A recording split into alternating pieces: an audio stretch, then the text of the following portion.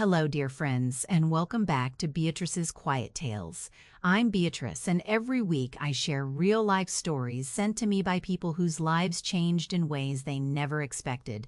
Some stories are heartbreaking, some are inspiring, and some remind us that the people we trust the most can hurt us the deepest. Before we begin, I'd love to know where you're watching from today. I always enjoy seeing how far these stories travel and reading about your hometowns in the comments. Stay with me until the end because, after today's story, I'd like to share a few lessons that might help someone avoid finding themselves in a similar situation. Now, let's begin. I guess you should tell Amber the truth before the wedding. Someone laughed. Another voice answered, "Are you kidding? If she finds out Vivian is my mother, she'll think I came from nothing." A few glasses clinked together. Then my own son laughed. "No, to Amber. I'm saying she's just our old maid. She helps out whenever we need her."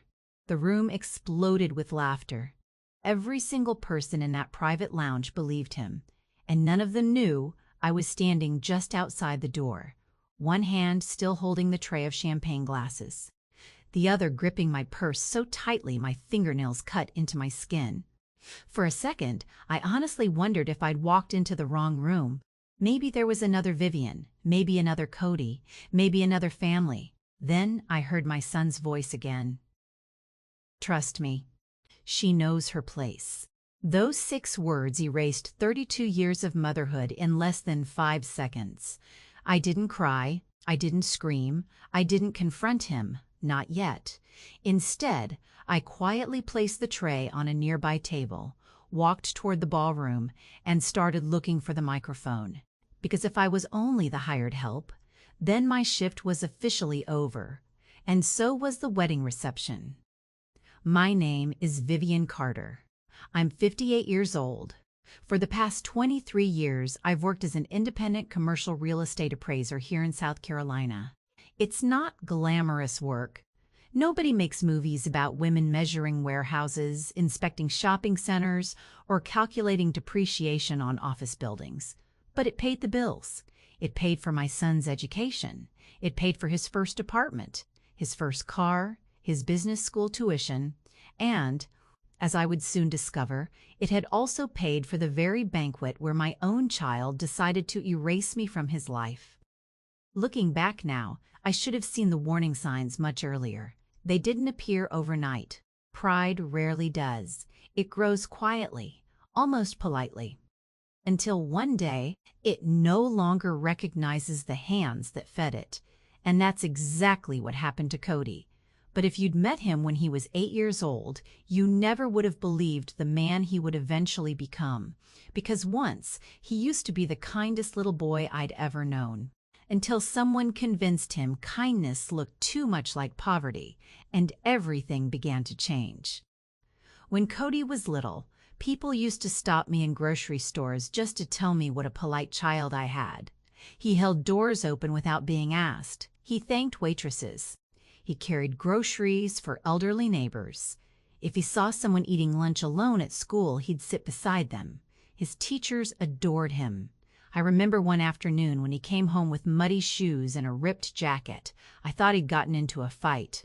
Instead, he quietly admitted he'd given his coat to another boy whose family had lost their house in a fire. "Mom," he whispered. He looked colder than I did. That was my son, or at least, that's who I believed my son was. Life wasn't easy after my husband, Daniel, died. Cody was only 11.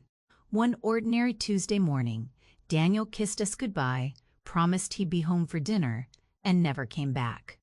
A truck driver fell asleep behind the wheel. 3 seconds. That's all it took. 3 seconds to turn me into a widow. 3 seconds to make my little boy grow up far too fast. I had every reason to give up. Instead, I buried my husband on a rainy Friday and went back to work the following Monday. Not because I was strong, because I had no choice. Commercial property appraisal isn't exactly forgiving. If I didn't inspect a site, I didn't get paid. If I didn't get paid, The mortgage didn't care why. Neither did the electric company. So I worked. Sometimes 12 hours, sometimes 14. Some weekends I drove across half the state evaluating warehouses no one would ever remember existed. I missed birthday parties, school plays, parent breakfasts. Every missed moment hurt. But every paycheck meant Cody could have opportunities his father never did.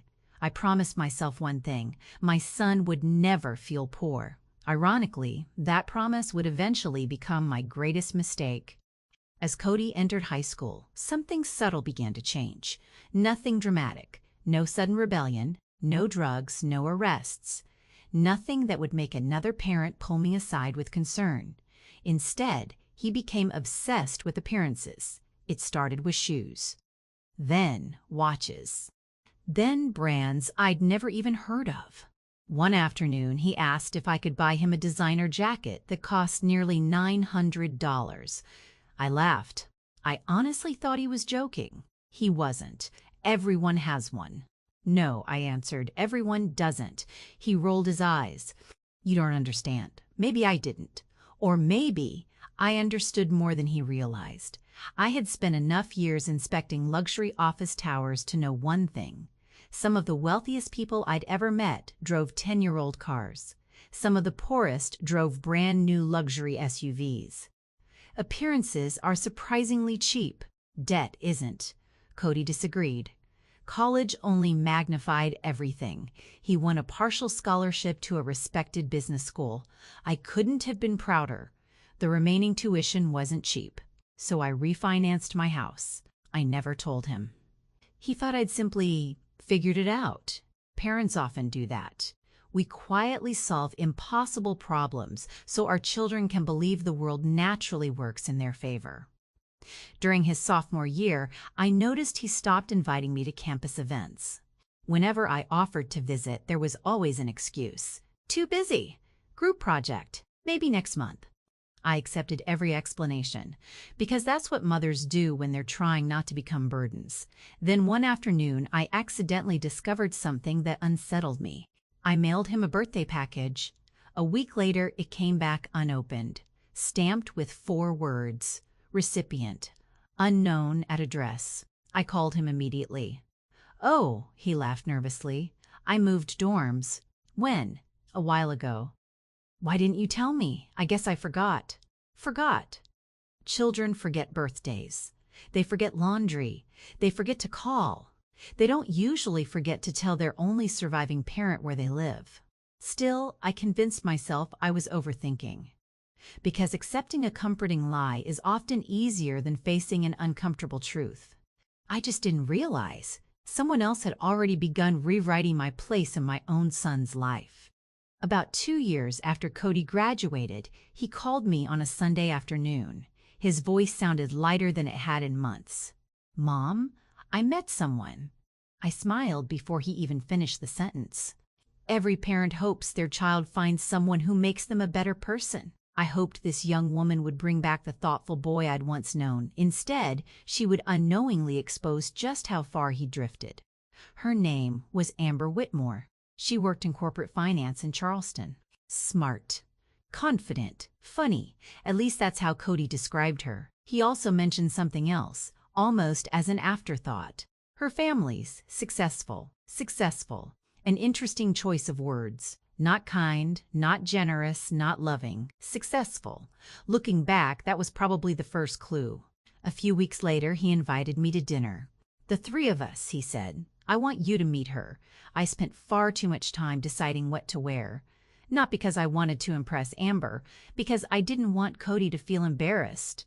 I settled on a navy blue dress I'd worn to several professional conferences. Simple, elegant, comfortable. When I arrived, Amber greeted me with genuine warmth. It's so nice to finally meet you. She hugged me before I even had a chance to offer my hand. That surprised me. She wasn't cold. She wasn't arrogant. She asked thoughtful questions about my work. She laughed easily. When I explained what commercial appraisers actually do, she seemed genuinely interested. I've read dozens of valuation reports, she said. I never thought about the people behind them.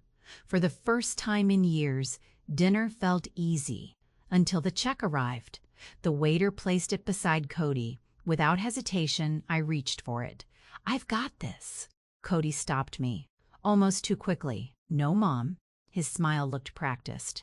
"I'll handle it." I nodded. Nothing strange about a grown son paying for dinner. Except when Amber excused herself to take a phone call, Cody leaned toward me. His smile disappeared instantly. "Please don't tell her you still work." I blinked. "I'm sorry?" He lowered his voice. "I told her you're basically retired." "I am not retired, I know." "Then why would you tell her that?" He rubbed his forehead as if I were making things difficult. "It just sounds better." "Better than what, Mom?" He glanced toward the patio where Amber was still talking on the phone. "I've built a certain image." There it was again. Image, not truth, not character. Image. What image requires lying about your mother? He sighed. "You wouldn't understand." Those words landed harder than he probably intended, because once upon a time, I was the person he believed understood everything. Now, apparently, I couldn't even understand my own existence. Before I could answer, Amber returned. Cody smiled again. The conversation changed, but something inside me had shifted. A crack. Small. Almost invisible, yet impossible to ignore. Over the next several months, those cracks multiplied. Whenever Amber invited me somewhere, Cody somehow found a reason to keep us apart. "Mom's busy. She already has plans. She's traveling for work." Half the time, I had no idea he'd spoken on my behalf. Amber eventually called me directly. "I've tried inviting you to brunch 3 different times." I frowned. "I never received an invitation." Silence. Then, "Oh." Just one tiny word. But it carried an entire conversation neither of us needed to have. She didn't accuse Cody, neither did I. Instead, she politely changed the subject. Still, the seed of doubt had been planted, not just in my mind, in hers. The engagement was announced that autumn. Cody sounded ecstatic. Amber sounded sincere. I cried after hanging up. Not because they were getting married, because I suddenly realized I didn't know which version of my son Amber had fallen in love with. The real Cody, or the carefully edited one. Then, 3 days later, he called again. His tone was different. Careful, measured, like a businessman negotiating a contract. "Mom, there's one small favor I'd like to ask." Whenever someone begins with one small favor, it's rarely small, and this one would become the first lie I knowingly agreed to tell. I met Cody for coffee the following afternoon. He chose a cafe across town instead of the one we usually visited. At first, I thought nothing of it. Later, I realized he simply didn't want to risk running into someone who knew me. He arrived 10 minutes late, wearing a tailored navy suit and a watch I'd never seen before. The watch alone probably cost more than my first car. He hugged me quickly, sat down, and immediately opened his laptop. No small talk, no asking how I'd been. Just business. "I need your help." I stirred my coffee. "What kind of help?" He hesitated for the first time. "The Whitmores think my dad left us comfortable." I looked up. "Your father left us love, Cody, not money. I know." "No, I don't think you do." He sighed. "Mom, please. Just listen." So I did. Apparently, over the past year, he had slowly built an entirely fictional version of his childhood. According to his future in-laws, his father had owned several investment properties. Their family home had been much larger than it really was. His college expenses had been covered by a trust. His mother had retired early because she had done well financially. Every sentence sounded polished. Every sentence was false. When he finally stopped talking, I realized something strange. None of the lies made him look more intelligent, or kinder, or more capable. They only made him look wealthier, as though money itself had become his personality. "You lied about your father?" "I had to." "You lied about me." I didn't have a choice. I leaned back. "Cody, every choice you've described was exactly that." He looked genuinely frustrated. You don't understand how their world works. There it is again. What? Their world. I folded my hands. I've spent over 20 years appraising commercial buildings owned by families richer than the Whitmores. Some of them arrived at meetings wearing faded jeans. One billionaire I worked with drove an old pickup truck because he liked it. He shrugged. That's different. No, it isn't. They don't need to prove anything. And neither do you. For a brief second, the old Cody flashed across his face. The boy who knew right from wrong. Then it disappeared. I've worked too hard to lose everything over appearances. Appearances. Again. It seemed to haunt every sentence. Finally, he reached the real reason he'd invited me. The rehearsal dinner. I waited. I'd rather not introduce you as my mother. The cafe suddenly felt very quiet. Not because the room had changed, because something inside me had. What exactly are you asking me to do? He avoided my eyes.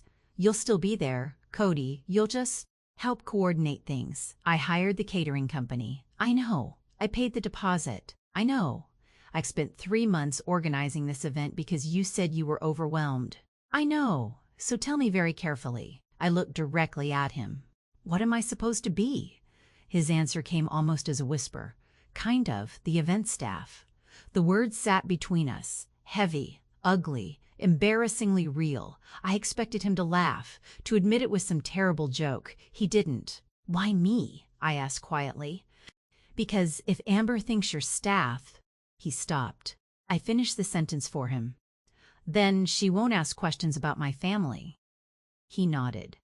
For the first time in my life, I couldn't recognize the man sitting across from me. He wasn't cruel. Cruel people often enjoy hurting others.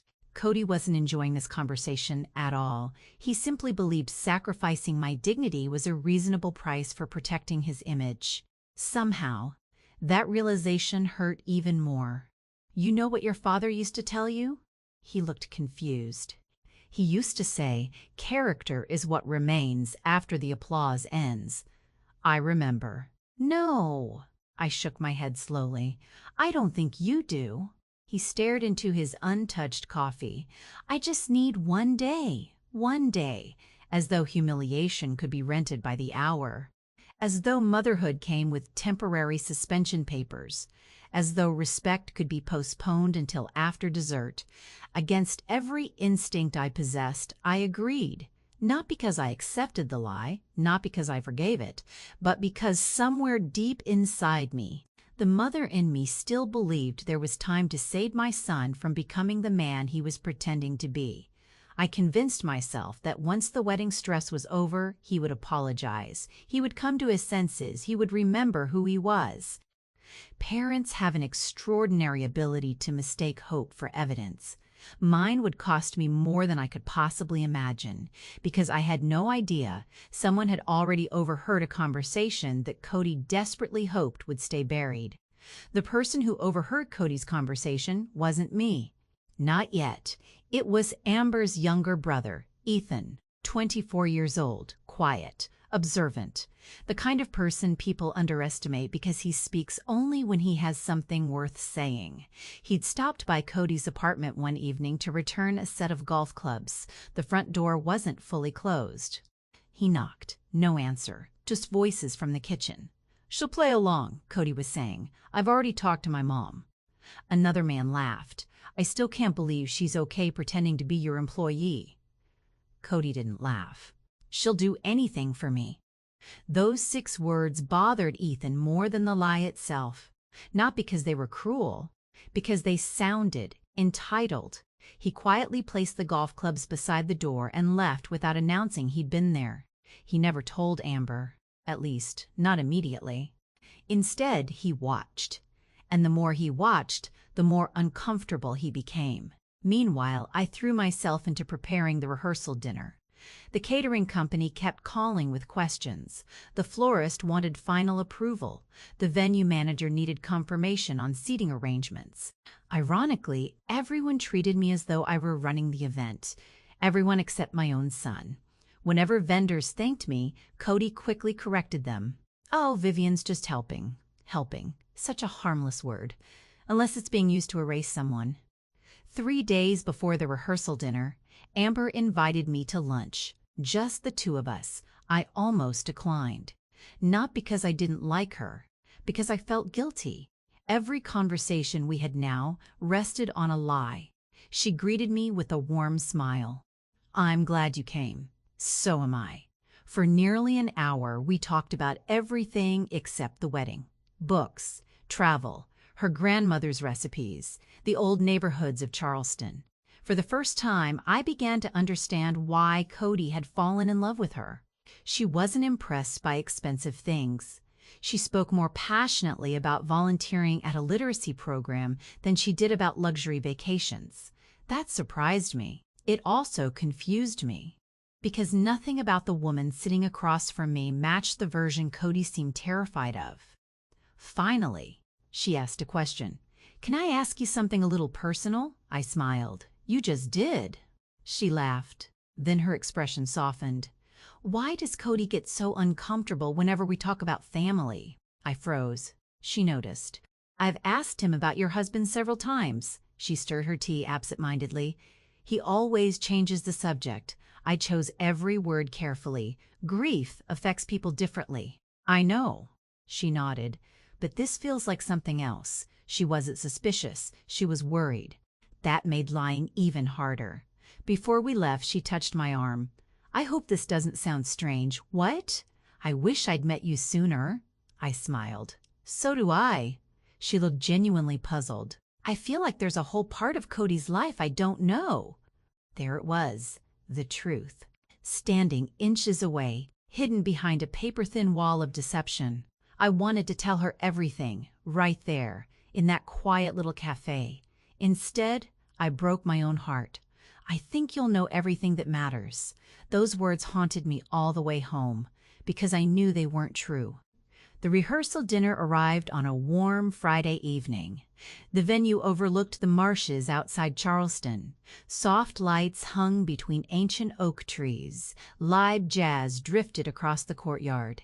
Everything looked beautiful, exactly as I'd planned. I arrived 4 hours early. Not because anyone asked me to, because that's what you do when you've organized an event. The catering manager greeted me with relief. "Vivian, thank goodness you're here. We've got a small issue." One delivery truck had arrived late. The seating chart had been printed with 2 spelling errors. The florist wanted permission to move the head table. For 3 straight hours, I solved problems. No one else even noticed they existed. By 6 o'clock, guests began arriving. The Whitmore family, business partners, friends, former classmates. The room slowly filled with laughter. Then Cody walked in. He looked around the ballroom. His eyes found me almost instantly. Instead of smiling, he walked directly toward me. "You shouldn't be out here." I frowned. "I'm checking on the tables. People are arriving." "I can see that." His voice dropped. "Go through the service entrance." I stared at him. "The service entrance? It'll just avoid confusion." Confusion, such a polite word for humiliation. Before I could answer, Amber appeared beside us. Her face lit up. "Vivian!" She wrapped me in another warm hug. "I'm so happy you're here." For one brief moment, Cody looked trapped, caught between the woman he loved and the lie he'd spent over a year constructing. He forced a smile, introduced me to 2 of Amber's relatives, then quickly steered the conversation elsewhere. But I noticed something. Across the room, Ethan was watching us, very carefully. And the expression on his face told me one thing. He knew far more than Cody realized. The only question was, what was he going to do with that knowledge? The rehearsal dinner was scheduled to begin at 7. By 6:45, nearly every seat was filled. Crystal glasses sparkled beneath the lights. Servers carried trays of champagne through the room. A string quartet played softly in the corner. People admired the flowers, complimented the menu, laughed over cocktails. Everyone believed they were about to witness the beginning of a perfect wedding weekend. No one had the slightest idea it was already falling apart. I slipped into the hallway leading to the kitchen.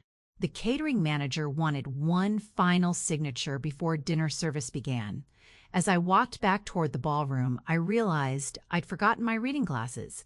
I left them on a side table near the private lounge, the same lounge Cody and his groomsmen had been using all evening. I wasn't trying to eavesdrop. In fact, I almost turned around when I heard voices. Then, I heard my own name. "You've got some nerve," one of Cody's friends laughed. "So tomorrow your future mother-in-law finally meets your mom." Another laugh. Cody answered casually, "Not exactly." "What do you mean, my mother won't be introduced?" Someone sounded confused. "I thought she was here." "She is." A pause. Then Cody said the sentence that would divide my life into a before, and an after. To Amber's family, Vivian is just the maid helping with the event. The room burst into laughter. One man nearly choked on his drink. Another whistled. "You're serious?" Cody laughed too. "If they think she's staff, nobody starts asking questions." Someone asked the question I'd been praying to hear. "Dude, doesn't that bother you?" For half a second, hope returned. Maybe this was where he'd stop. Maybe this was where he'd admit he'd gone too far. Instead, he shrugged. "She knows her place." Silence. Not inside the room, inside me. 32 years, thousands of packed lunches, school projects, hospital visits, night shifts, missed vacations, second mortgages. Every sacrifice, reduced to 6 words: she knows her place. I stood completely still. The tray in my hands suddenly felt impossibly heavy. I don't remember setting it down. I don't remember breathing. I only remember one strange thought passing through my mind. Daniel would never have believed this. My husband had always worried about raising Cody without a father. He feared our son would lack guidance. He never imagined the thing Cody would lose wasn't guidance, it was gratitude.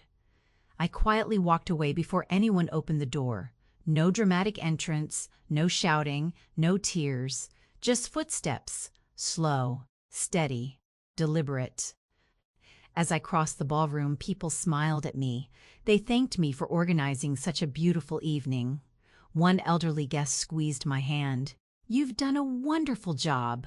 I smiled politely. "Thank you." It would be the last smile I gave my son that night. Near the dance floor stood the master of ceremonies. He was checking the evening schedule. "Vivian," he said, "everything ready?" I looked at the microphone in his hand.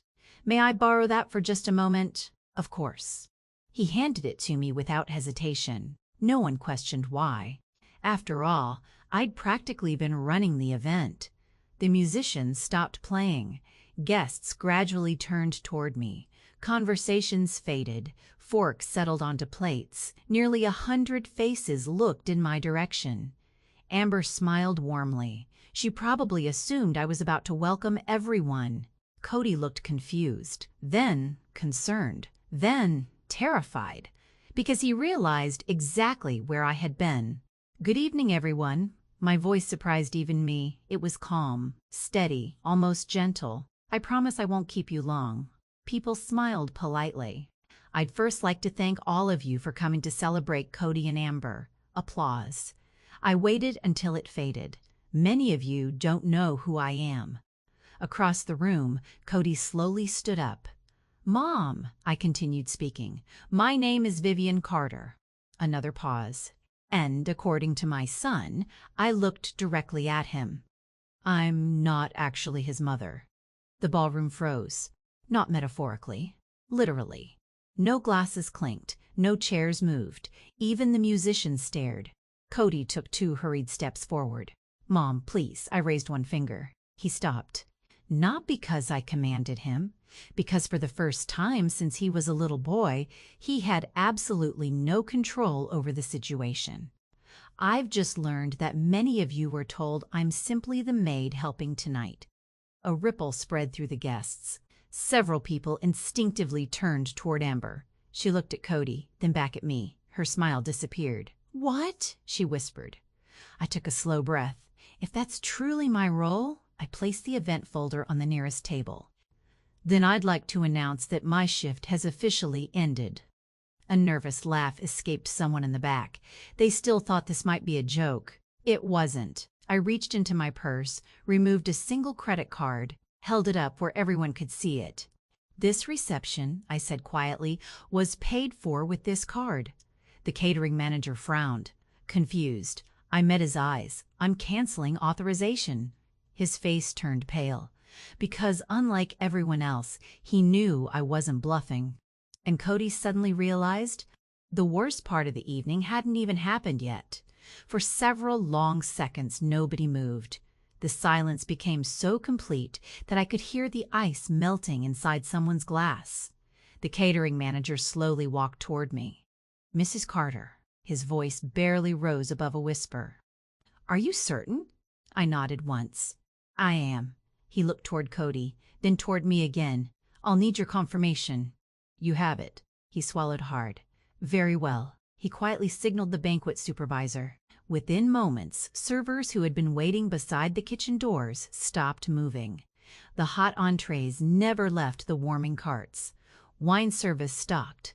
The dessert team froze in place. No shouting, no dramatic scene, just an entire event coming to a silent halt. Only then did the guests begin to understand that this wasn't a family argument. It was reality. "Cody," Amber's voice shook. "What is she talking about?" He looked desperately around the room, as though someone else might answer for him. "It's not what it sounds like." She frowned. "Then explain it." "I was trying to protect us." "From what?" He opened his mouth. Nothing came out, because there is no graceful way to explain humiliating the person who sacrificed everything for you. Amber turned toward me. "Vivian." Tears had already begun to fill her eyes. "Please tell me this isn't true." I wished I could. I wished I could spare her the humiliation of discovering the truth in front of nearly 100 people. Instead, I quietly answered, "I wish I could." Her face lost all color. "You're his mother?" "Yes." "And everyone was told?" I nodded. She covered her mouth with both hands. "No." Across the room, several members of the Whitmore family exchanged stunned looks. One elderly woman quietly sat down. Someone else muttered, "My God." Then Ethan stood up for the first time all evening. I knew. Every head turned toward him. Amber stared at her younger brother. "You knew?" He nodded slowly.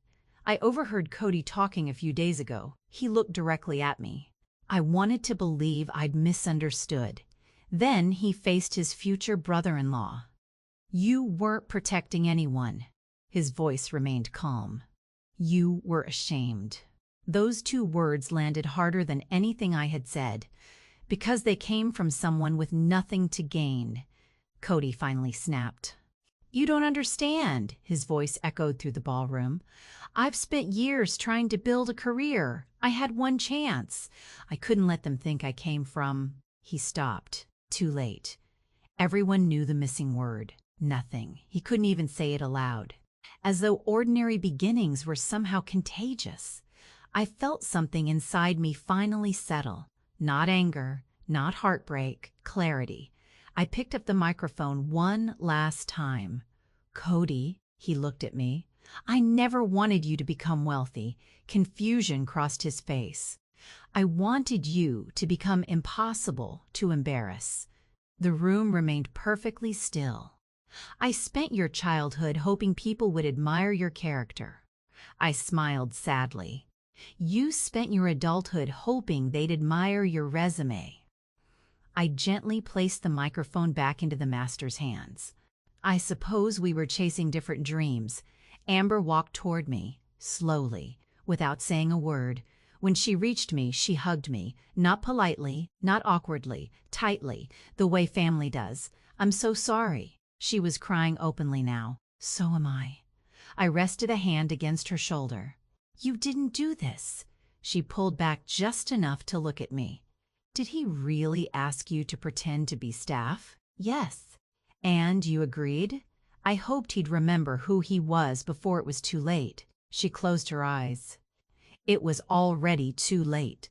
Then Amber did something no one expected. She removed her engagement ring. The diamond caught the light as she looked at it for a long moment. Then she placed it gently into Cody's hand, not throwing it, not making a spectacle, simply returning it. "I don't know who you are." Her voice was quiet. "But I know you're not the man I agreed to marry." She turned and walked away. Her parents followed without a word, then Ethan, then her grandparents, then cousins. One table after another quietly stood. Within 3 minutes, nearly half the ballroom had emptied. No shouting, no accusations, just the unmistakable sound of trust leaving the room. I walked toward the exit. The catering manager hurried after me. "Mrs. Carter." "Yes?" He lowered his voice. "We can still save the event if you want." I smiled. "No." I glanced back once.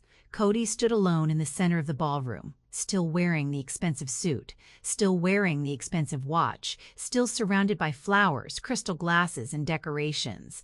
Yet he had never looked poorer, because there are losses no amount of money can repay. And I knew the hardest conversation of his life was still waiting for him. People often imagine that moments like these end with applause. They don't. They end with paperwork, phone calls, canceled reservations, embarrassing conversations, and long nights where nobody sleeps. I drove home in complete silence. The radio stayed off. For the first time in years, the house felt exactly as empty as it had the week after Daniel died. I walked into the kitchen, poured myself a cup of coffee, even though it was nearly 10 at night, and finally allowed myself to cry. Not because my son had embarrassed me, because somewhere along the way I'd lost him long before that ballroom. I just hadn't wanted to admit it. The next morning, my phone rang at 7012. It was Cody. I stared at the screen for nearly a minute before answering. His voice was barely recognizable. "Mom," he sounded exhausted. "I know. No," I replied quietly. "You don't." Silence. "I ruined everything." Another long pause. Then I answered with the only truthful sentence I could find. "No, you ruined something much more valuable than a wedding." He didn't interrupt. "You ruined trust." "I was scared," he whispered. "I know. I thought if they knew where I came from." I stopped him. "Cody, you didn't come from poverty. You came from love." He started crying, real crying. The kind a grown man tries desperately to hide. I don't know how I became this person. Neither did I. But I knew something else. People don't become dishonest overnight. They tell one harmless lie, then another, then another. Eventually, they spend more energy protecting the lies than protecting the people they love. A week later, Amber asked if she could visit. I wasn't sure what to expect. She arrived carrying a small apple pie she'd baked herself. My grandmother insisted no difficult conversation should happen on an empty stomach. Despite everything, I laughed. She sat at my kitchen table for almost 4 hours. Not once did she blame Cody. Not once did she insult him. Instead, she asked about him as a little boy. What was he like? So I showed her photo albums. Pictures of a gap-toothed 8-year-old holding a fishing pole twice his height. A 12-year-old proudly washing my old sedan. A teenager helping an elderly neighbor rebuild a fence after a storm. Amber smiled through tears. "That's the man I thought I met." So did I. Before she left, she handed me an envelope. Inside was a handwritten note, not to Cody, to me. It read, "Thank you for raising a boy who once knew kindness. I'm sorry life convinced him he needed to trade it for status. I hope one day he finds his way back to the person in those photographs."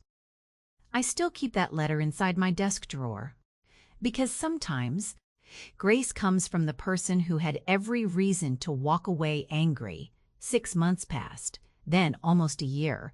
Cody called from time to time. The conversations were awkward, short, honest. For once, honest. He started seeing a therapist, not because losing Amber broke him, because finally admitting why he lied did. One afternoon, he asked if he could come help repaint my porch. We spent the entire Saturday working side by side. The silence wasn't uncomfortable anymore, just unfinished. As the sun began to set, he put the paintbrush down. I'm ashamed. I know. I don't expect forgiveness. I know. He looked at the porch floor. I just hope someday you'll be proud to call me your son again. I didn't answer immediately. Instead, I picked up another brush and handed it to him. Then keep painting. He looked confused. The porch? I smiled. No. The man you're becoming. For the first time in a very long while, I saw the little boy who once gave away his own coat because someone else was colder. He wasn't back, not completely, but perhaps he had finally started walking home. People often imagine that moments like these end with applause. They don't. They end with paperwork, phone calls, canceled reservations, embarrassing conversations, and long nights where nobody sleeps. I drove home in complete silence. The radio stayed off. For the first time in years, the house felt exactly as empty as it had the week after Daniel died. I walked into the kitchen, poured myself a cup of coffee, even though it was nearly 10 at night, and finally allowed myself to cry. Not because my son had embarrassed me, because somewhere along the way, I'd lost him long before that ballroom. I just hadn't wanted to admit it. The next morning, my phone rang at 7:12. It was Cody. I stared at the screen for nearly a minute before answering. His voice was barely recognizable. Mom, he sounded exhausted. I know. No, I replied quietly. You don't? Silence. I ruined everything. Another long pause. Then I answered with the only truthful sentence I could find. No. You ruined something much more valuable than a wedding. He didn't interrupt. You ruined trust. I was scared, he whispered. I know. I thought if they knew where I came from. I stopped him. Cody. You didn't come from poverty. You came from love. He started crying. Real crying. The kind a grown man tries desperately to hide. I don't know how I became this person. Neither did I. But I knew something else. People don't become dishonest overnight. They tell one harmless lie, then another, then another. Eventually, they spend more energy protecting the lies than protecting the people they love. A week later, Amber asked if she could visit. I wasn't sure what to expect. She arrived carrying a small apple pie she'd baked herself. My grandmother insisted no difficult conversation should happen on an empty stomach. Despite everything, I laughed. She sat at my kitchen table for almost 4 hours. Not once did she blame Cody. Not once did she insult him. Instead, she asked about him as a little boy. What was he like? So I showed her photo albums. Pictures of a gap-toothed 8-year-old holding a fishing pole twice his height, a 12-year-old proudly washing my old sedan, a teenager helping an elderly neighbor rebuild a fence after a storm. Amber smiled through tears. That's the man I thought I met. So did I. Before she left, she handed me an envelope. Inside was a handwritten note, not to Cody, to me. It read, "Thank you for raising a boy who once knew kindness. I'm sorry life convinced him he needed to trade it for status. I hope one day he finds his way back to the person in those photographs." I still keep that letter inside my desk drawer. Because sometimes grace comes from the person who had every reason to walk away angry. 6 months passed. Then almost a year. Cody called from time to time. The conversations were awkward, short, honest. For once, honest. He started seeing a therapist, not because losing Amber broke him, because finally admitting why he lied did. One afternoon, he asked if he could come help repaint my porch. We spent the entire Saturday working side by side. The silence wasn't uncomfortable anymore, just unfinished. As the sun began to set, he put the paintbrush down. I'm ashamed. I know. I don't expect forgiveness. I know. He looked at the porch floor. I just hope someday you'll be proud to call me your son again. I didn't answer immediately. Instead, I picked up another brush and handed it to him. Then keep painting. He looked confused. The porch? I smiled. No, the man you're becoming. For the first time in a very long while. I saw the little boy who once gave away his own coat because someone else was colder. He wasn't back, not completely, but perhaps he had finally started walking home.